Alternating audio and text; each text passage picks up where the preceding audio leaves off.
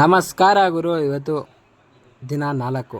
ಇವತ್ತು ವಿಶೇಷ ಏನಂದರೆ ನಾನು ಇವತ್ತು ಊರ ಕಡೆ ಹೊರಟಿದ್ದೆ.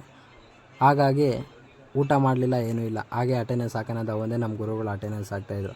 ಹಾಗೆ ಒಂದೊಂದು ಅಟೆಂಡೆನ್ಸ್ ಓದ್ಬಿಟ್ಟು ಸೀದಾ ಬಸ್ ಹಿಡ್ಕೊಂಡು ಊರ ಕಡೆ ಹೊರಟೆ. ನಮ್ಮಮ್ಮ ನೋಡಿದ್ರೆ ಅಲ್ಲಿ ತೆಗಿರಿಕಾಯಿ ಮುರಿತಿತ್ತು. ನಮ್ಮಮ್ಮನ ತಗ ಹಂಗೆ ಹಿಂಗೆ ಗೋಳಾಡ್ಕೊಂಡು ಬಾ ಅಮ್ಮ ಮನೆ ಹತ್ರ ಅಂತ ಹೇಳ್ಬಿಟ್ಟು ನಮ್ಮಮ್ಮನ ಮನೆ ಹತ್ರ ಕರ್ಕೊಬಂದೆ. ಏನಕ್ಕೆ ಕರ್ಕೊಬಂದೆ ಅಂದರೆ ಮುಂದೆ ನೋಡಿ, ನಮ್ಮಮ್ಮ ಇವತ್ತು ದೋಸೆ ಮಾಡಿದರು. ಹಂಗಾಗಿ ದೋಸೆ ಮಾಡಿದ್ರು ಅಂತ ಕರ್ಕೊಬಂದೆ. ಹಾಗೆ ನಾವಪ್ಪ ಗಾಡಿ ತರೋದಿತ್ತು. ನಾವಪ್ಪನ ಗಾಡಿ ತೊಗೊಂಡು ನಾವಪ್ಪ ಮನೆ ಕಡೆ ಹೊರಟ್ರು.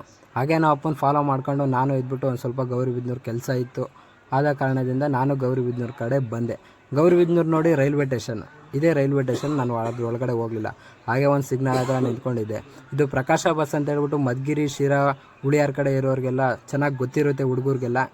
ಹಾಗೆ ಎಲ್ಲ ಗೌರಿಬಿದನೂರು ಕೆಲಸ ಮುಗಿಸ್ಕೊಂಡು ನಾನು ರಿಟರ್ನ್ ವಾಪಸ್ಸು ಮನೆ ಕಡೆ ಬಂದೆ. ಮನೆ ಕಡೆ ಬರ್ತಾ ಹಾಗೆ ನಮ್ಮ ದೊಡ್ಡಮ್ಮವ್ರ ಊರಿಗೆ ಹೋಗೋದಿತ್ತು. ಹಾಗೆ ನಮ್ಮ ದೊಡ್ಡಮ್ಮವ್ರ ಊರಿಗೆ ಹೋದೆ. ಅಲ್ಲಿ ನಮ್ಮ ಅಕ್ಕನ ಮಗ ಇದ್ದ. ಅವನ ಹತ್ರ ಮೊಬೈಲಲ್ಲಿ ಆಟ ಆಡ್ಕೊಂಡು ಅವ್ನ ಮೊಬೈಲ್ ಕಿತ್ಕೊಂಡು ಅಳಿಸ್ಕೊಂಡು ಅವನೊಂದು ಸ್ವಲ್ಪ ಬಂದೆ.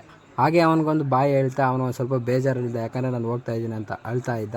ನಾವಮ್ಮ ಹಂಗೆ ಸಮಾಧಾನ ಮಾಡ್ಕೊಂಡು ಕರ್ಕೊಂಡು ಹೋದರು. ಮತ್ತು ನಾವಪ್ಪ ಬಂದರು. ನಾವಪ್ಪ ನನ್ನನ್ನು ಬೈರ್ನಳ್ಳಿಗೆ ಬಿಟ್ಬಿಟ್ಟು ಅವರು ಹಾಗೆ ವಾಪಸ್ ಮನೆ ಕಡೆ ಹೊರಟ್ರು. ಇನ್ನೇನು ಮಾಡೋಣ ಅಂತ ಅಲ್ಲೇ ಕೂತಿದ್ದೆ. ನಮ್ಮ ಭಟ್ರು ಬೇರೆ ಬಂದರು. ನಮ್ಮ ಭಟ್ರ ಜೊತೆ ಮಾತಾಡ್ಕೊಂಡು ನಾನು ಕೊರಟಗೆರೆ ಕಡೆ ಬಂದೆ. ಇವತ್ತಿನ ಲಾಗ್ ಇಷ್ಟ ಆಗಿತ್ತು. ಮುಂದಿನ ವೀಡಿಯೋಲಿ